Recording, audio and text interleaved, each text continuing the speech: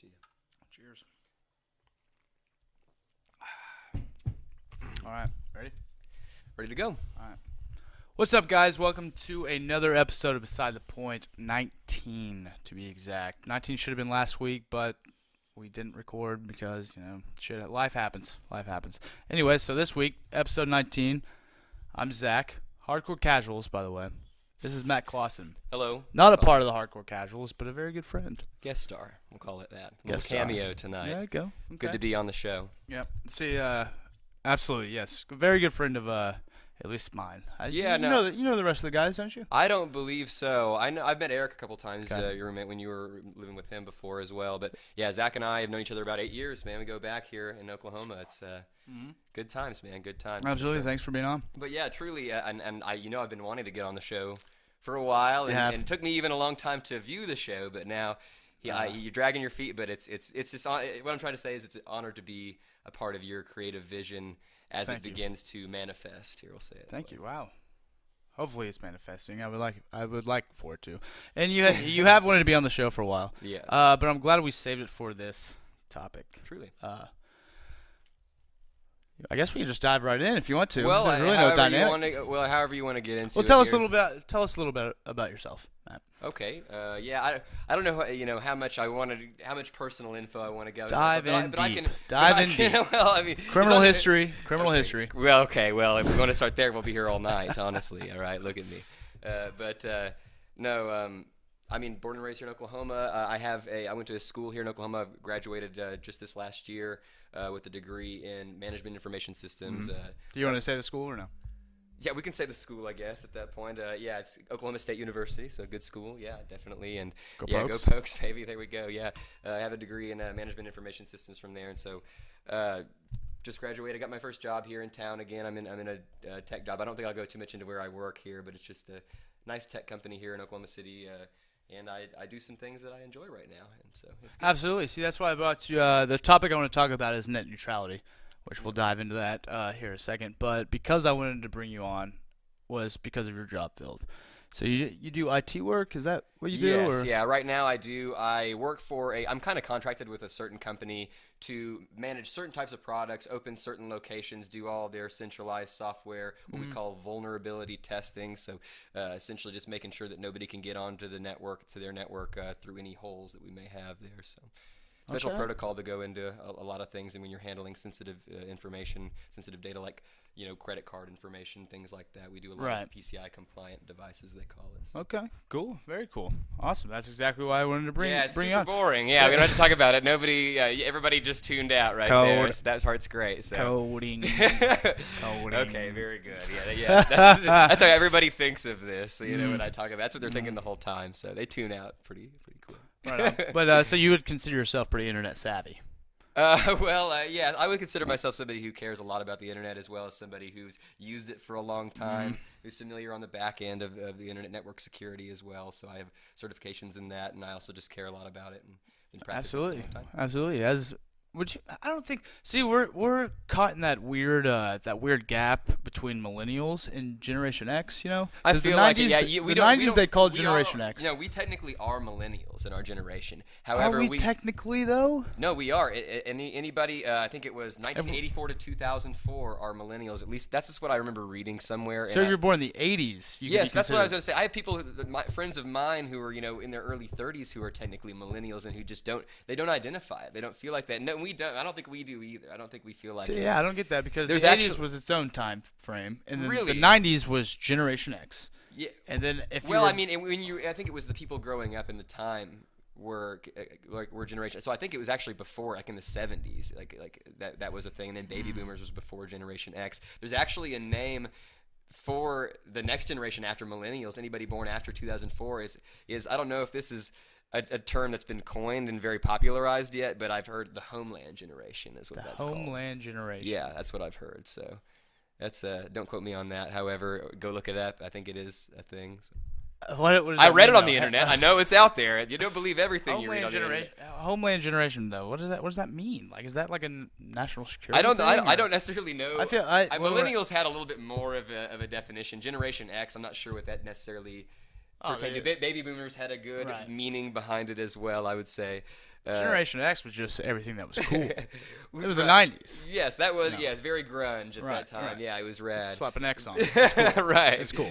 But no, I don't think we feel like millennials. We're caught in that weird kind of gap, like you say, and I feel like there's some things to be said about that, in terms of how we feel about the world, how we view the world. A lot of our parents, this will go into one of the things I wanted to talk about later, but a lot of our parents, were baby boomers, and they came about at a time when institutions were very valued, individualism was low, people valued the government, they trusted the government, and people around them that made political decisions. And so, and because of that, I think Generation X was kind of more of an unraveling in the way that they saw how their parents acted, and they thought, they were disenchanted by an experimental time. Right. It was a very experimental time. Yes, that is 100% what that was. Yeah, a more rebellious phase. And now as millennials, I think we're really starting to see, a lot of my parents were part of the baby boomer generation. So because of that, anybody who was very inner world cared more about, I think, family. The family values were really important in those times in the 50s and 60s. And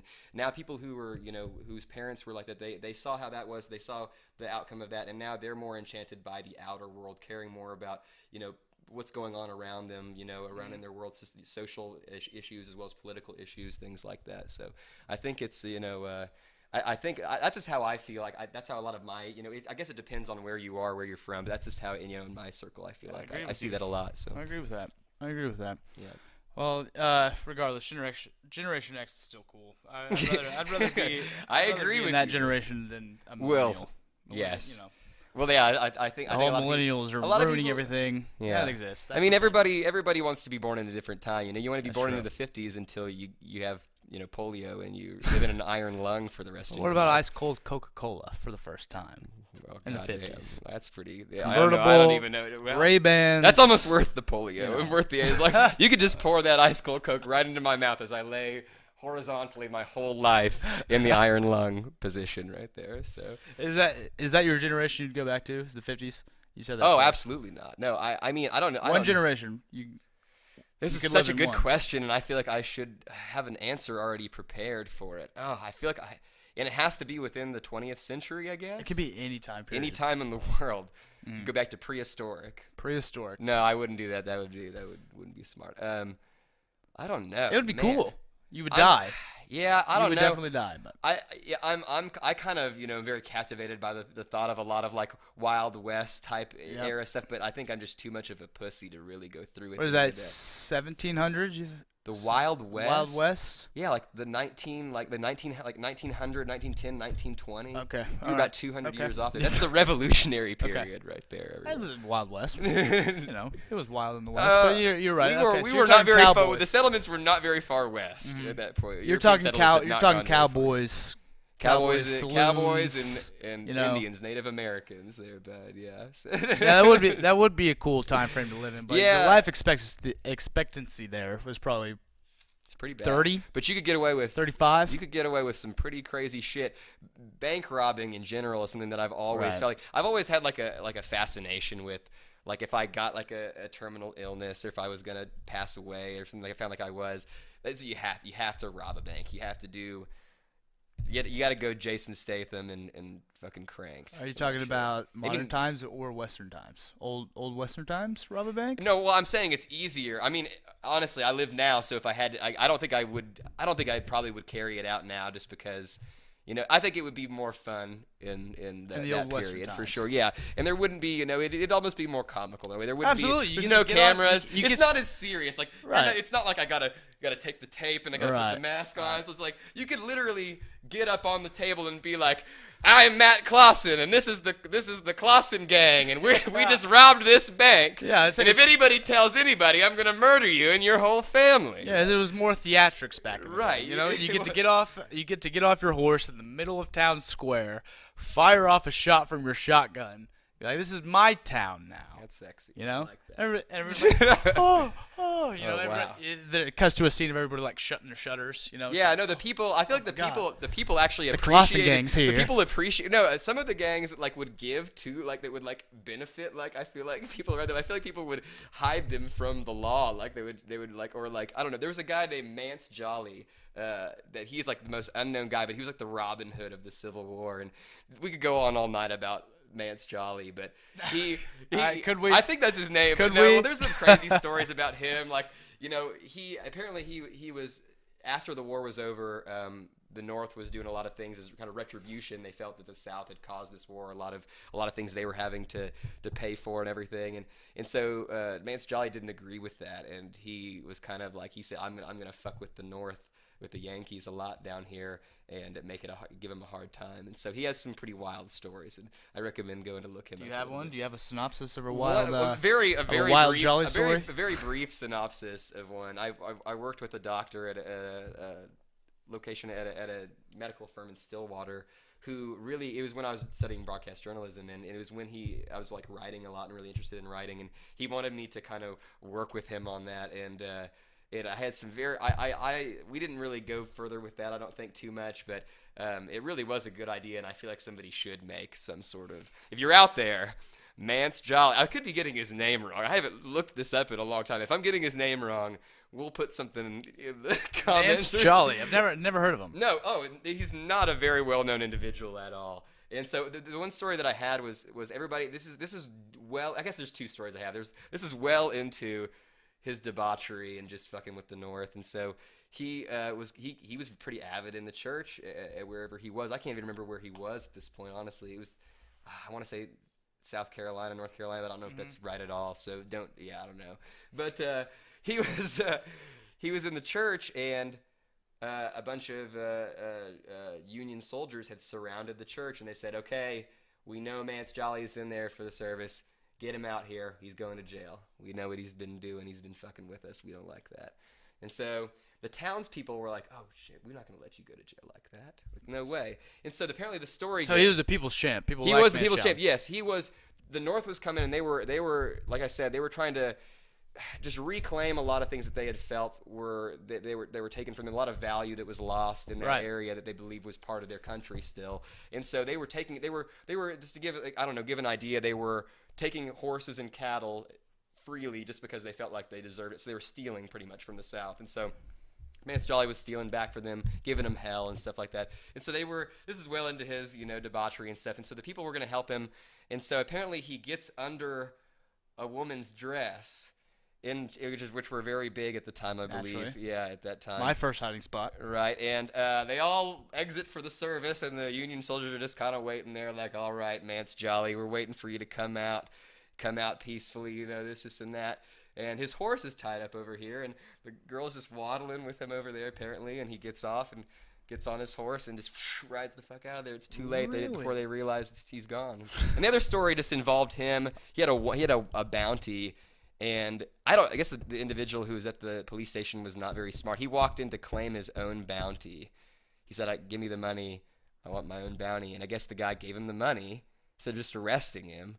He gave him the money, and then he took his gun out and said, "I'm not going to jail now. I'm leaving." And so I guess he laughed at that. That could be another, fabricated story as well. But this is what I remember of some of the better stories that the doctor told me. See, when you say that he snuck out underneath a woman's blouse, I think of when you try to sneak. Not necessarily somebody a blouse. I feel like it's her big dress. A giant dress. Yeah, okay, yeah, I know what yeah. you're talking about. Yeah. But what I think about is like a catering cart. When you wheel it into a hotel room. Yeah, very good. And it has the cloth under it. Puppy tax. What are you doing? Hi, puppy tax. Puppy tax. Hey, don't knock over shit. Careful. Very good, yeah. But anyways, yes. Yeah, Mance Jolly, really crazy kind of individual. Really Mance crazy Jolly. story. I'm gonna have to. Yeah, look him maybe up. look him up. I don't think there's very much about him out there. I think the doctor had done a remarkable amount of research on him to find out about him. So I think he had to go through some pretty crazy primary sources, meaning people who were eyewitnesses to some of this and stuff like that, like things that documentation that was written a long time ago and stuff. So I think it's really hard to find. But anyway, but yeah, go on. I don't mean it like that. That sounds very bad. No, but it's out there. It's out there, all right. Google his name. He's out there. I'm gonna look into it. While I can still use Google. Yeah. While I can still. Right. Yeah. Because what I really brought you here was to talk about this whole net neutrality thing, which this episode will go up tomorrow, which is voting day for that. Let's start off just by saying, is it gonna pass, or is it not gonna pass? Because in my heart, I feel like there's so much under the table money going through these huge corporations. Like, I think it might pass. Yeah. I started out thinking this is inevitable. It's gonna pass. Like, this is just something. Like, I kind of get it. Like, the internet is free. Like, you can put restrictions on it. I get it, and I see where it could happen. But as it comes closer to the day, I finally see people actually reflecting on this and actually looking into it and putting their time into researching this and standing up for it. So I hope it happens, but it's a shame, man, that it's coming down to this close to the wire. It's the people against these large corporations, and the majority of the time these corporations win. So it's a scary thing. Back to that original question: is it going to pass? And I'd say that's it's very possible. I can't give a very solid answer one way or another, but it's very possible. And like you say, there's some things that are really disappointing and that contribute to our political scale and the political climate that we're in, that really just, this lobbying that exists, and like you say, this under the table money that's being passed around all the time. Puppy tax again. Yeah.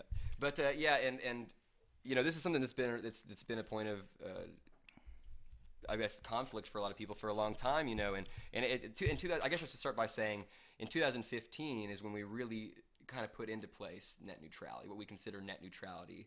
Really, I figured that was just something that was just intact since the beginning of the internet. Well, you would be, you're partly right. Yeah, so from the Wild West, this has really been going on since the 90s, the concept of net neutrality and the battling back and forth since the Wild West of days of the internet, when it's really starting to become a big thing, and these domain name services and things were becoming really big. It's kind of gone back and forth. There were over 5 bills that had been gone back and forth, bandied back and forth between 2006 I think and 2012. But it wasn't until like you said, it was kind of just something that we had taken for granted. There was no legislature for it. We were kind of just testing the waters. But it wasn't until 2015 that it was recommended by President Obama as well as the FCC, and the people really had kind of really put out there that they wanted net neutrality laws to be put in place. Right. So it is an Obama era law, correct? Yes. Well, yeah. It was. But the FCC, you have to understand, is completely separate from the what's the word I'm looking for? Damn it. The executive branch. Sorry, it is totally separate from the executive branch. So Obama should not be. Thank you, appreciate that. Absolutely, anytime. Yeah.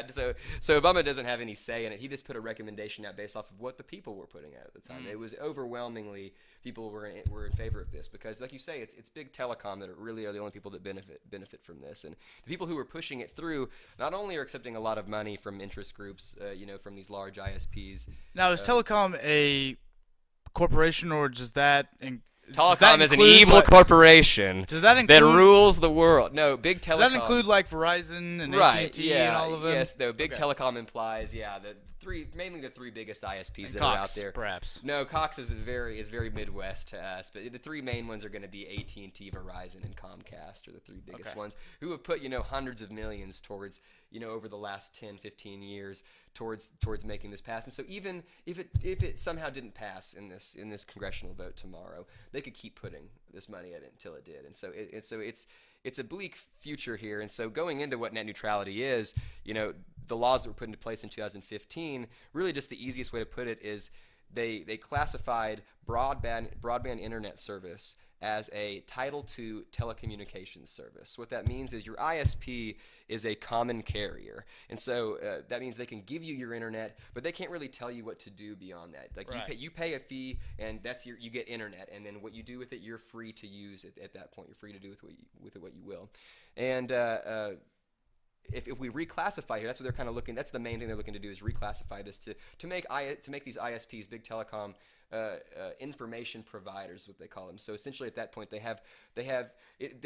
going.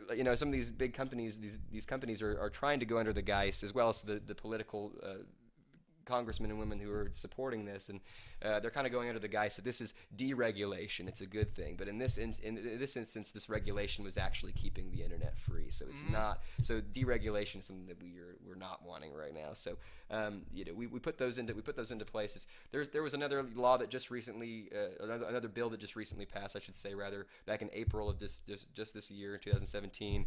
The FCC privacy protections. I don't know if you remember me bringing that up to you in our group message we had, but absolutely. Well, explain it again, please. Well, yeah. Okay. Well, essentially, that one we don't need to touch on as much. It really just had to do with these same ISPs now have, before they could not sell your consumer data there. They couldn't sell your private information that you use over the internet there that they have access to. And after that was passed, now they are able to sell it to different ad networks and things like that. Well, yeah, exactly. See, the extent of that I know is they would target ads towards you from what you've browsed. Right, yeah, exactly. You're taking your browser data, and they're kind of tailoring these ads. They're based off of a lot of it is going to be, most of the things that they're taking into consideration are like your GPS location, where you are, as well as what you're purchasing and things like that, and how long you're viewing pages for, things like that, what pages you're viewing, obviously. But yeah, that's kind of, and so that data is now freely available. They can sell that, now. And so that kind of just put forward. Did that really harm us at all, though? It does. Like, yeah. It's the principle. It harmed us mainly in the way it harmed us you don't realize it as much, but this is all just creeping towards, people are trying to make you view more ads, and the natural inclination. We're making these, back 10 years ago we made pop-up blockers, and people are getting around those now and doing this, and so no matter what, people are trying to you're trying to get away from these ads. They're trying to make you watch these ads, and we'll go into more stuff like that here in a little bit, some things we talked about over at Millie's house a while back, but no, but to finish off, well, not to finish off, but to really just get started more on net neutrality, like we said, if this bill passes tomorrow, it's going to make it so that they're able to now regulate essentially specific websites that you view, as well as they're able to throttle how much data you get to those individual websites. So. Absolutely, and something I've heard a lot is you can compare it to kind of like a cable package, cable television. Yeah, package. that's so a really good way if you were to go with AT&T, you have Google,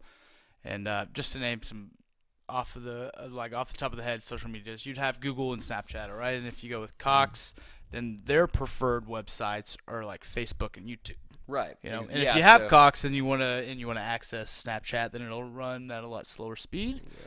Is that kind of what? Well, yeah. Well, there's the potential for that. You could. I mean, it opens the potential for them to be able to charge you for those things as well. Essentially, so you could say like, okay, you're paying for your internet, your base speeds and everything like that that you're paying for your access to the internet, like we were before. But it also gives them the power to have preferred websites. Yeah, that's a very good. That's something that's totally possible in this situation here. So you've got your. Over here this is where you're paying for your internet, and then you've got $10. You're paying $70 a month for your internet. You're paying $10 a month for Netflix, and now there's all of a sudden this arbitrary gate that's in between you now. And at that point, it's asking you, okay, so now you want to access Netflix. You're paying for your internet, but now you have to pay for Netflix access as well. Absolutely. And are there tiers to Netflix? Right, yeah, and there's there's potentially things like slow Netflix or fast Netflix. Yeah, things like that. These are all things that are very possible in the future. I don't know how soon we'll see it. I believe. I heard if it passes like early 2018 is when we see some sort of change. Well, potentially, I guess. Some sort of evidence of this happening. I think a lot of people who are very vested in this and a lot of experts in this believe there's going to be some litigation that comes because there's going to be a lot of lawsuits that challenge this as soon as it passes. So I don't think it's necessarily something that's going to stay. It's going to be around for a little bit until we can find a way to fight back on it. But like we say, it's tough to fight a huge conglomeration almost of three companies that are working together here, right. That's what scares me, all the money that's under the table being passed, through these huge corporations, all these bigwigs. Well, yeah, and we're talking about, the senators and the congressmen and women who represent each state who are taking money. And there was, great Reddit posts. Reddit, really, the whole website was really blowing up a lot of these politicians and how much they accepted under the table for this. And there's a lot of fundamental misunderstanding about how the internet even works or how valuable it is to some people for not only just their lifestyle and how they live, but also for just their basic needs. It almost should be a utility in terms of how much it helps you get a job and maintain communication and things. We're getting to a point where Too dependent on the internet, you think? Well, potentially. The internet is everything. The internet is right life. It is life. You know? Yes, it is life right now. And And the so fact that you have I it guess in I've your just hand. I guess I've just learned to accept it almost at this point. But yeah, that's a very true statement there. But yeah, I mean, this is something that, like I said, the implications of it I think a lot of people weren't totally sure about what was going to happen with this, what it meant necessarily, and so it's kind of gone a lot further than it needed to. But I think there are a lot of websites and organizations that as well as congressmen and women on both sides. It is really a partisan issue.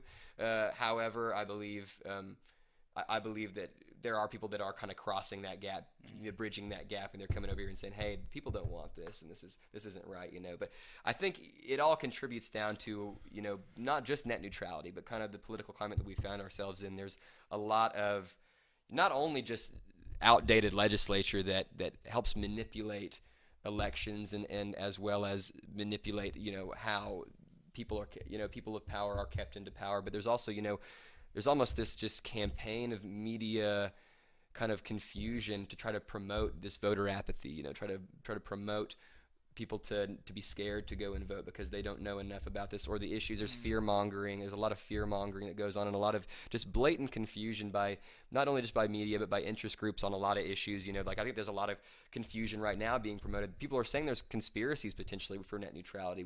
There's I believe the amount of comments that have come in that they believe are being kind of manipulated to benefit. I believe it.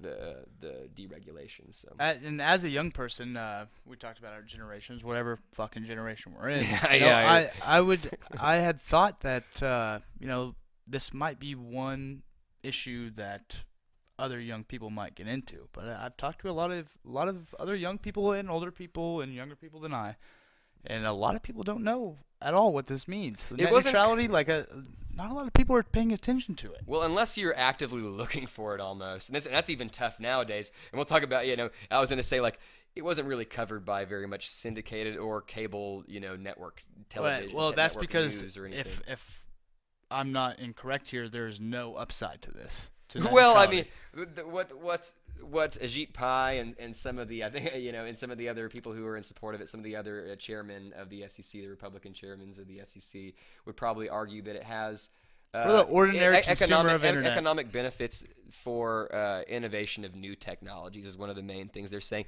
And the way that's kind of just like I think a lot of that goes into what we were talking about in terms of you don't want to pay for Netflix. Well, now Cox just made Coxflix, and you can go. That's the new technology right there. But that's really just an arbitrary company that nobody wanted. Everybody liked Netflix, and if Cox wants to make, there's something to be said for that. Netflix is a powerful company, but so is Facebook, and it's I feel like people don't get on Facebook. Right, absolutely. Is that a gateway for new technology though, or is Cox just trying? For your analogy that you just used, is that Cox trying to copy Netflix? Is that really a way to Yeah. No. I mean, create something new. I don't think holding a company back that people really support for the most part is a way to benefit your company. I think you just have to provide a service that people genuinely want, and really try to work at your business like Netflix did originally. They own it. They have the game. They own the game right now, but they're not going to be there forever though. Nobody's there forever. That's true. But well, that's kind of the point we're making. If you say that Netflix is going to be forever, then you almost would want to support deregulation forever because you almost would want to help other companies, small businesses get involved. But it's really not small businesses, like we said. So right. Anyway, it's not the way to handle it, I don't think. And like you said, that's one of the main reasons they're giving towards that it's going to benefit. The internet, I guess the internet's value, overall, and how and kind of use it and how it's a moneymaker, and they said it's going to kind of expand on that, I guess, as well with that. So I guess I get it closer to the mic. No, you're probably good. Okay. You have a naturally loud voice. You're probably good. I guess that's true. So tell me if this is pretty accurate. All right. Well, it probably most likely is. All right. So at this point, you're basically paying what, $60 for video, email, gaming if you're a gamer, social media. But if this bill does pass without net neutrality, you can be looking at, say you want to search YouTube or other video sites like that. That's $17.99 a month, something around there. Mm-hmm. You want to check your email. That's a separate package, about $8.99 That's a not month. that's not going to YouTube either. Social Like, media. It's not going to these other sites. You want to check? You want to check Snapchat, Instagram, something like that? That's another $20 a month. Is that what we're looking forward to? Well, I think it's going to be passes? more packaged, like you said. Hopefully, I mean, I hope so. I mean, I hope it would be more packaged. I don't think it would be. I don't think that you would be able to buy on an individual basis like that. I don't know if that's a realistic, way to think of it. I guess it's potentially that way, but I think it's going to be more of like you buy packages, tiers of service. And, so just like streaming speed, stuff like that. Yeah, and I mean this is going to the ISP as well. I think I mean they may have some deals going with I don't know if that's how much of that's going to go into it legally. With say I'm with Comcast and I want to go visit YouTube, but now I'm charging $15 to even get to YouTube, or something like that. So is YouTube seeing any of that money? That's what I want to. I don't know if they're able to legally make any deals that way, or if it has to stay, with the ISP. I don't know if that's favoritism at that point as well. Right. Yeah. See, that's what I'm kind of saying. Yeah, like, that's something I hadn't really say looked too far into. Comcast favors. Fucking, I don't even know. I think that's Bing part Video. Of it. I feel like that's part of it. It's not neutral anymore, so they can't. I think that's part of it. So I think that we answered our own question there, hopefully. But maybe we'll go look into it further, I guess. But that's kind of how I visualize net neutrality. Yeah. Like if I want to, if I'm paying money to AT&T, and their preferred sports, news is ESPN. Right. But I get all my sports news off of fucking, I don't know, a smaller like Oklahoma City Thunder based news system or something. Mm-hmm. They could slow that down because I'm not on ESPN. Right. Yeah. Exactly. Or say Verizon, if you want to look up a funny meme, you can go to like Bing Images, but if you want to look it up on Google, that'll be slowed down. Well, it'll be like the 90s where the image loads, a little bit at a time, and it comes down. And that's some of the defense right there, as well as that like it's you should be able to choose different ISPs in your area, but that's not always the option for people. Essentially, some people live in areas where there's only one internet service provider, one DSL provider, so they have to, if they wanted to go, to YouTube, but their internet service provider says, "Fuck YouTube, we don't like YouTube at all. Like we're not." So you're saying that's already a thing? No. Okay, yeah. I'm saying it's not. I'm saying it potentially could be. So in the future, right. that's one of the defenses that the FCC, I believe, is using right now, is that people should be able to choose their different internet service providers. So it shouldn't matter, if you don't like how Comcast is treating you with these prices, you can go over here and use a different ISP. But right, the price tag might be different, but the internet all runs the same. Well, I mean, no, but that's what I'm saying. The internet service providers, right? That's how it is right now with net neutrality. But these internet service providers, when you're with with Comcast, if you're with Comcast, they're going to charge you however much they want to charge you to go here, or they're going to make certain things free, or do certain speeds for certain services, slow you down on Xbox Live, make you pay more on Xbox Live, things without like that. net neutrality. Yes, without net neutrality right now. And so, that's kind of what I'm saying, is like that there is going to be favoritism in that way, and I think it probably will be legal. And the defense is, hey, if you don't like how they're treating you, go to a different ISP. And you say the internet's the same, but you may get some better things over here, but overall, they're giving you shit and calling it steak. Right. Well, I mean, you pay one price and you get the internet. Right now, as it is right now. Yeah, with net neutrality, you pay one price to your provider, and you get that's the entire internet. It's giving you access to the internet. Yes, exactly. Yes. Yeah, common carrier is what we called that then. Yeah, so. Yeah. I don't know. I'm scared.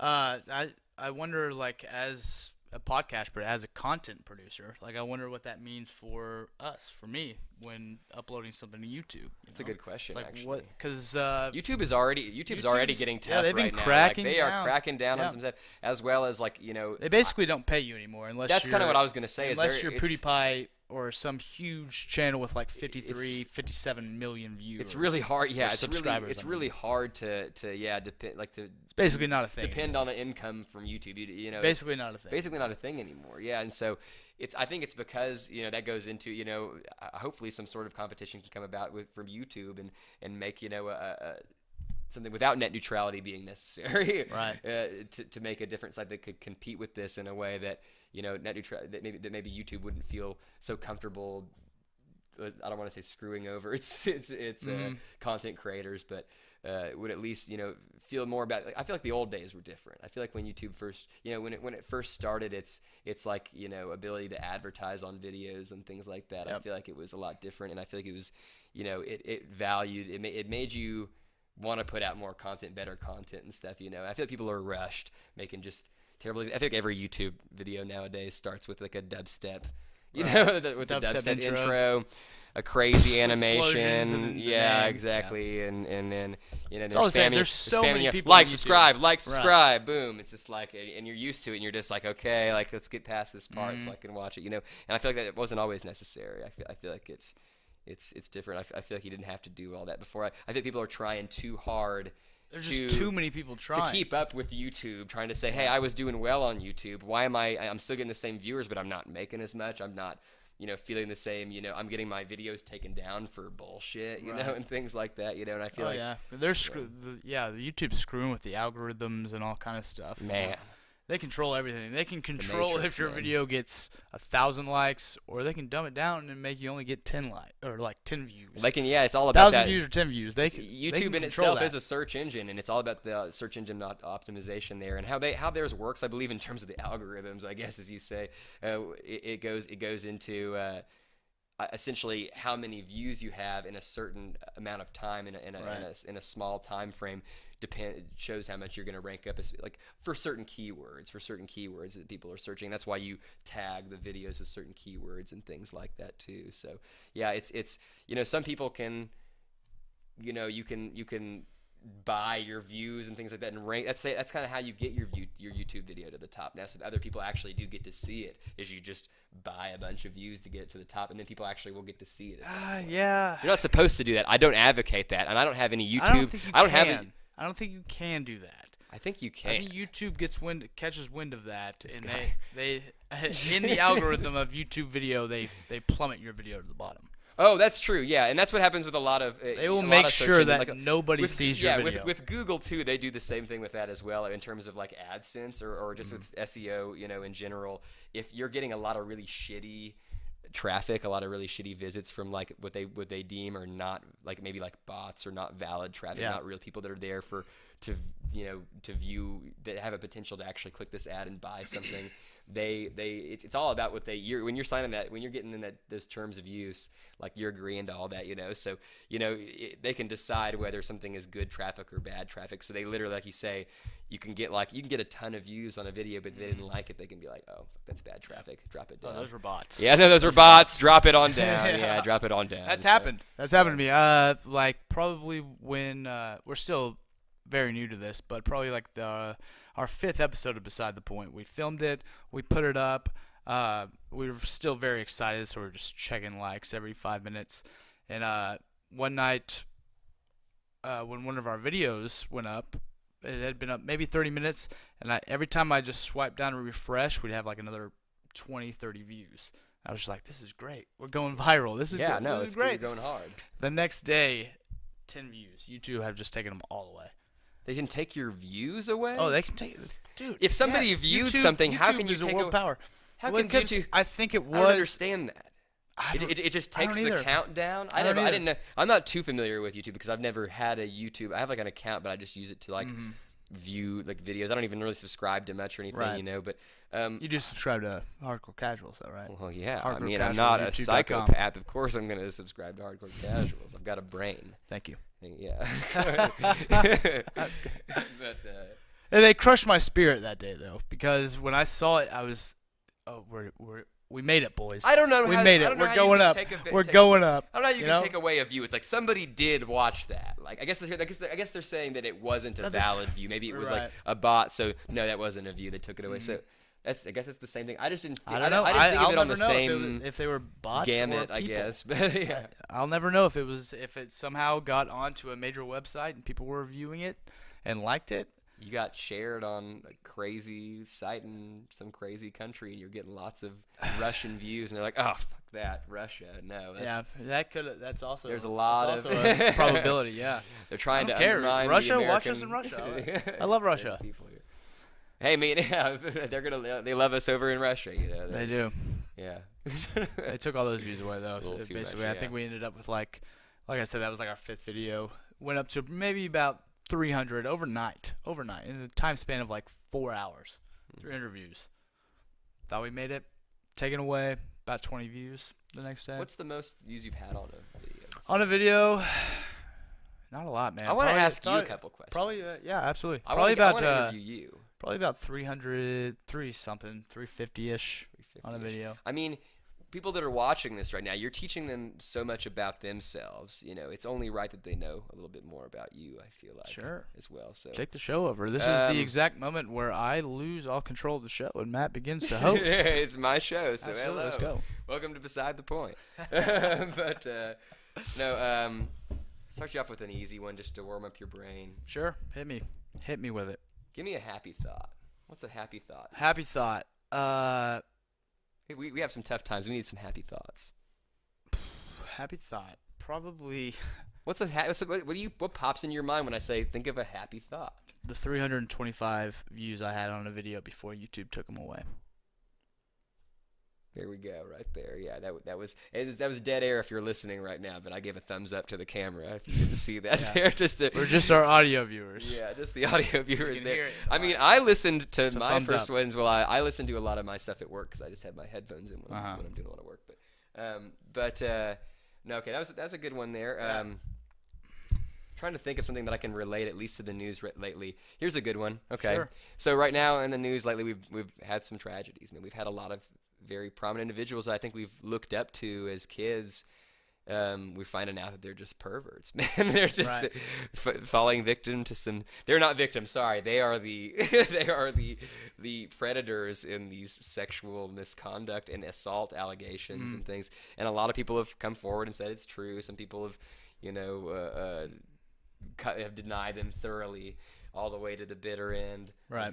Of not winning. You can tell who it was true. You can tell who it was true. The allegations were true, and you can tell that some people just wanted their money.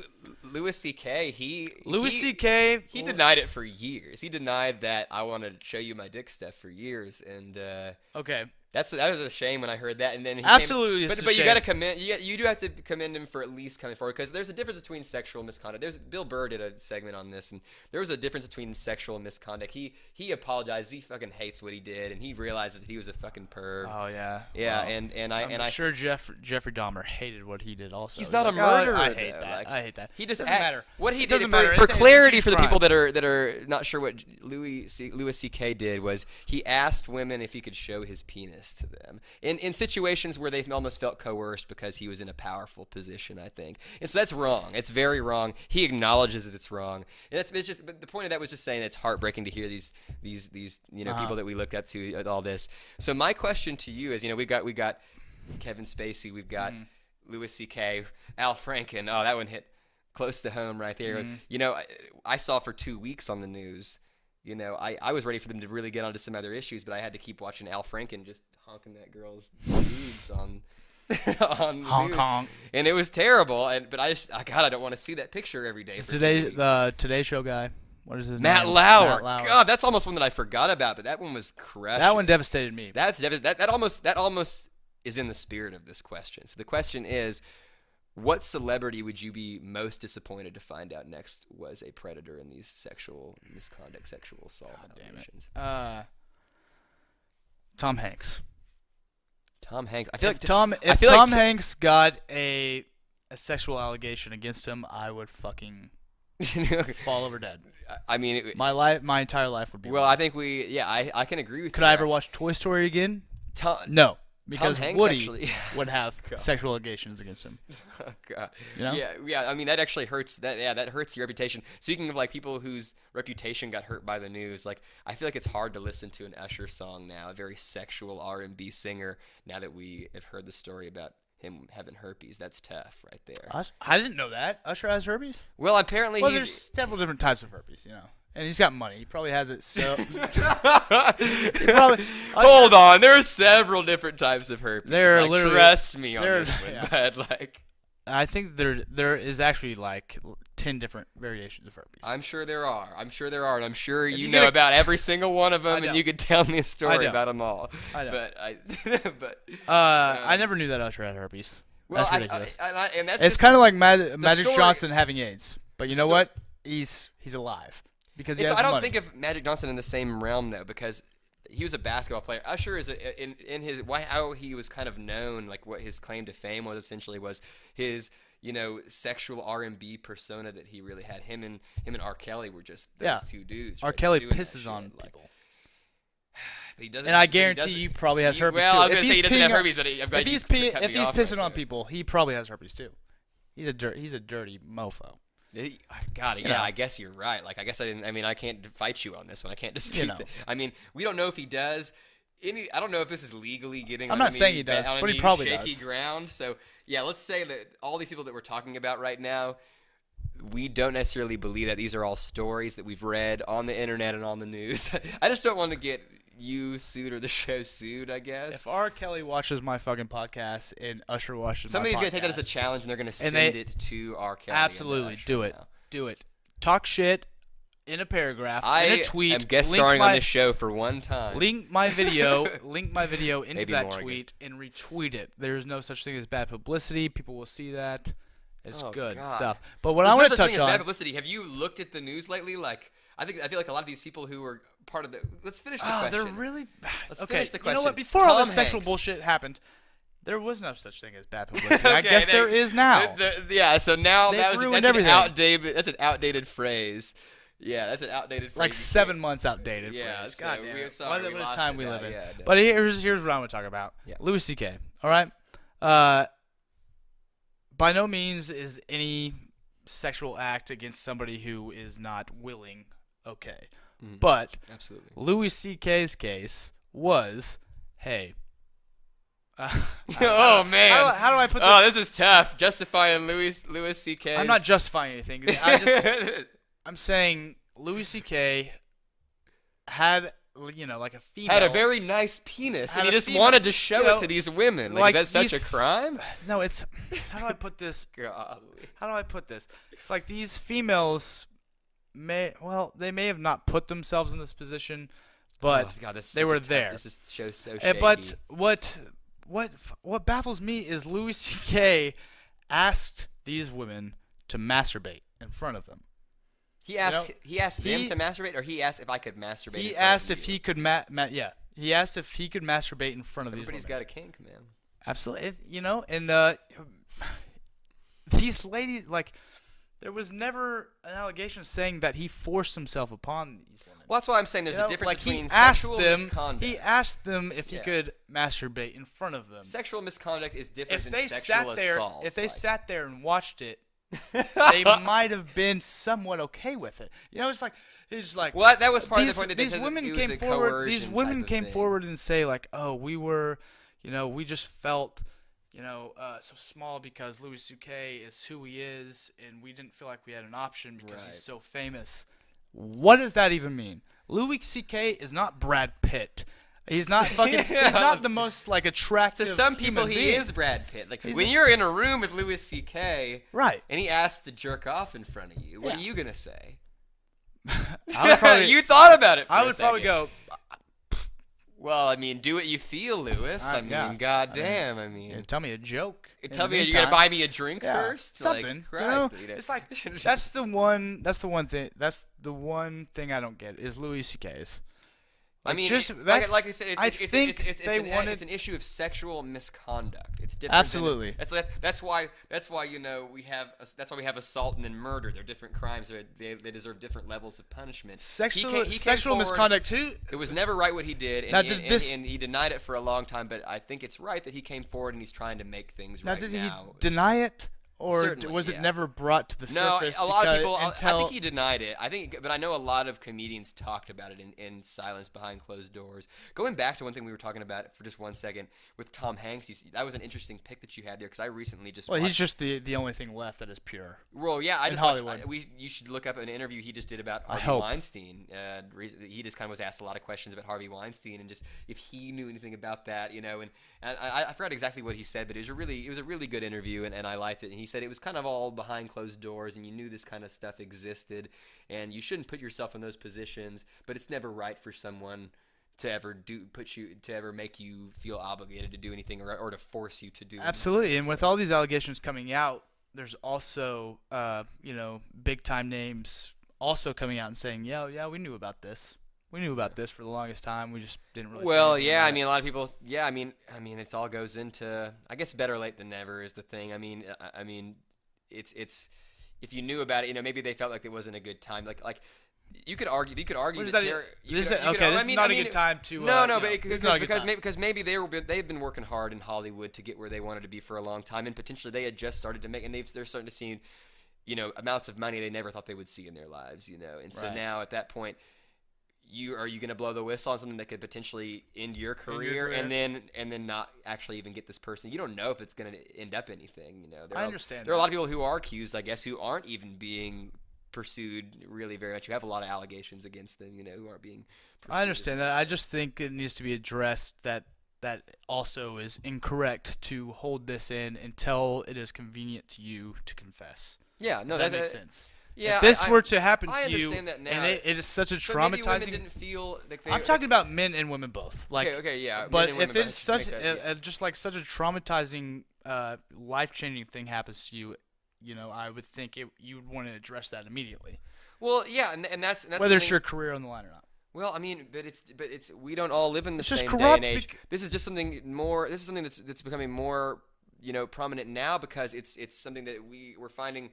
We have more access to information now. We can get the message out. There's more support now, almost over the internet and things too. So, I feel like it was a different time then as well, and maybe people weren't as confident that their actions it would be more of a liability to themselves than it would be to actually get justice for the person. So I feel like that's something that's new too. So I support anybody that wants to come forward. But yeah, I feel like. There are certain things too. I feel like there are some people that feel that way as well. So you got to take into consideration the leftist view of it as Absolutely. well. In terms of that, these women, some women could have gone up to that room and say if you have kind of a leftist kind of liberal view on it, you could say that hey, I went up to that room.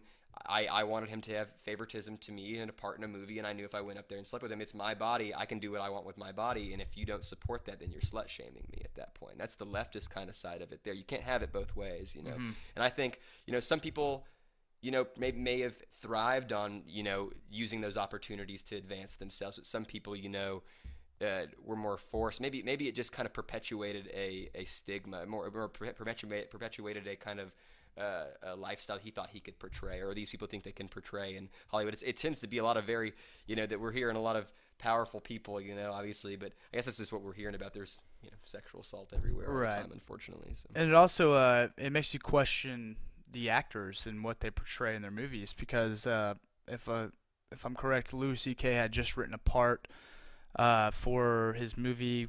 I think it was called I Love You, Daddy. I think that's actually what it was called, and it was I think it was him portrayed an older actor who had an affair with a younger woman trying to get into the scene. Mm-hmm. And that was what he was working on when all these allegations came out. Yeah.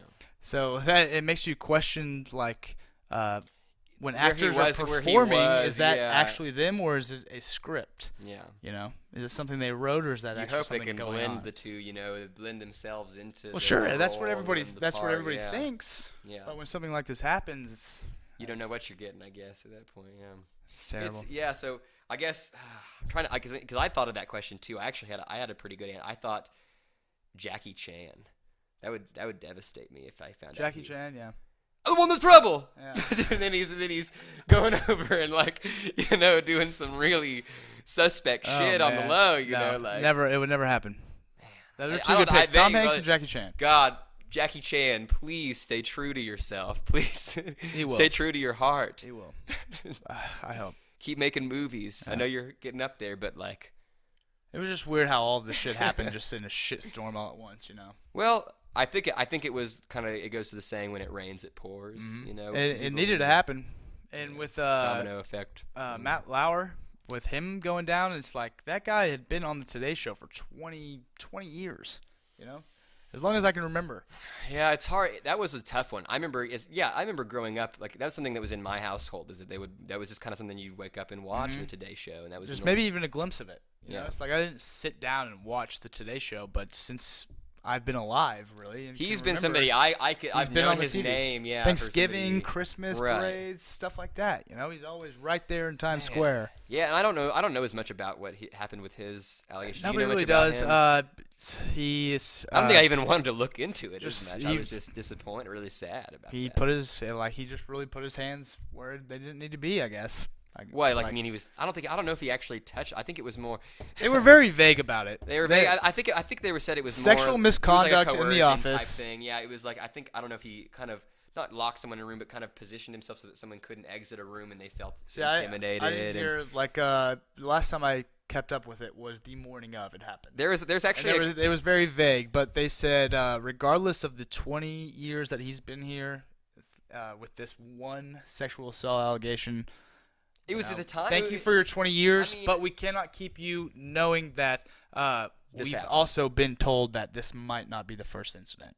That's true 20 too. years. Yeah, apparently that's also true. I mean, there was a segment on, like, I guess Conan O'Brien had called it out previously on one of his shows. He had a little mini segment called Creepy Matt Lauer, and it would I guess it just took clips of Matt Lauer saying creepy things over the years to young women, or just not young women, just women in general. Never saw that. In Well, him. no, and you don't think anything of it at the time. It's hindsight's 2020. Mm-hmm. It's only in retrospect that you're like, oh, you bring up these videos again, but it really, it's you don't think it's, when you look at him, all those things are minuscule. Those things are tiny. If he kind of was like you too and winked at somebody, Right. one point or another, that's nothing compared to like the 20 years he put together, like you say, yeah. I think hopefully it was a better wink than that. Hopefully it was a more subtle wink than that. Golly. Pretty good, huh? Yeah, I was gonna say, like, you're gonna have lots of DMs after this episode's over. All right, well, you want to wrap this up? We've went a little longer than usual, but that's A-okay with me. Cool. But if you want to wrap this up, Well, I mean, just to finalize, I guess, it's tough right now. We're the night before. I guess by the time this is viewing, the congressional votes are going to be taking this will place. be up about 6 o'clock tomorrow. There were things PM. there were a lot of things that could have been done. That still can be done. But Battle for the Net's a great website to go to, and it has pre-made templates for letters that you can write to your congressmen and women, and it will send them off to you, as well as it'll place phone calls for you as well. I utilized that for the SEC privacy protection repeal. I definitely was using that to try to do my part in terms of trying to get this stopped. Absolutely. And I did it for net neutrality repeal as well. And so hopefully, they all we can do is put our voices out there right now and try to hold people accountable who don't hold the people's interest in heart. So people who are gonna vote, who would vote this in, tomorrow. Right. So if they're not holding the people's true interest at heart, then and they're accepting money from big interest groups, then at that point, we have to hold them accountable. You have to go to your polls and you have to vote these people out, and put somebody in who's actually going to stand for something. So Absolutely. there are people already out there like that, but it's just, man, it's tough right now. Like it looks like it's very possibly going to pass tomorrow. Yeah, So absolutely. But it doesn't. just get out You there don't have to and be stop active and educate yourself. That's You don't have all, to yeah. stop sharing your viewpoint on it. Yeah. Because It's not the ever poll's going to be. over. We're Because all the poll's over. the people are going to fight. If always. it passes or if it doesn't pass, you can still get out there and spread your feelings about it. Or Yeah, just, just be being vocal about proactive it. and being vocal about it's the first step, I think, Right. too. So, man, well, thanks for having me on the show. I really enjoyed getting to be on here with you. Glad you were on. This is how we talk, normally, man. But it gets to be in front of a nice audience of people here. I feel like Absolutely. thanks for. Audience of 78 people. Hey, god dang. And we're looking to raise those numbers up, so don't forget to like and subscribe this video.